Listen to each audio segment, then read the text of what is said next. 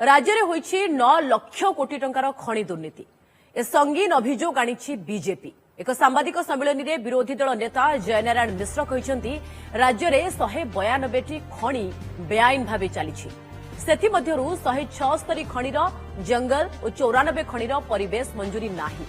75टी लुहापथर और मांगानीज खनिरु अधिक खनिज उत्तोलन करा जायछि। 95टी खनि नदी नाल को प्रभावित करिछि। ଏହା ସହିତ ଆଦିବାସୀ ଓ ଜୀବଜନ୍ତୁ ମଧ୍ୟ ପ୍ରଭାବିତ ହୋଇଛନ୍ତି। ଜୟନାରାୟଣ ଅଭିଯୋଗ କରିଛନ୍ତି ଏହି ଦୁର୍ନୀତିରେ ସିଧାସଳଖ ମୁଖ୍ୟମନ୍ତ୍ରୀ ସମ୍ପୃକ୍ତ, ତେଣୁ ସିବିଆଇ ତଦନ୍ତ ଦାବି କରିଛନ୍ତି। ଏ ପ୍ରସଙ୍ଗରେ ମୁଖ୍ୟମନ୍ତ୍ରୀ, ରାଜ୍ୟପାଳ, ପ୍ରଧାନମନ୍ତ୍ରୀ ଓ ରାଷ୍ଟ୍ରପତିଙ୍କୁ ମଧ୍ୟ ଦାବିପତ୍ର ଦିଆଯାଇଥିବା କହିଛନ୍ତି ବିରୋଧୀ ଦଳ ନେତା। ବିଜେପିର ଏହି ଅଭିଯୋଗ ନେଇ ରାଜ୍ୟ ସରକାରଙ୍କ ପ୍ରତିକ୍ରିୟା ମିଳିପାରି ନାହିଁ।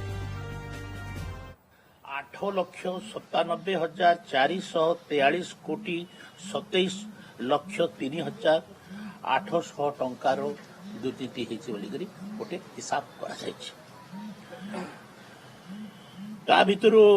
बहुत जनकर जंगल आ परिवेश मंजूरी ना जो खनि खनि बाहर करने उत्तोलन करने जहाँ दि जाए दुर्नीति को तदंत करने आम प्रधानमंत्री तापरे राष्ट्रपति एमान को सब लिखीचु। मोर आशा या उपरे आमे ए सबु कार्य नवीन पट्टनायक ज्ञात सार रे नवीन पट्टनायक सुपरविजन रे तेणु नवीन पट्टनायक एथरे डायरेक्ट संपृक्त बोलिक आमे भावुछु एवं या एक सीबीआई तदंत करा जाऊ।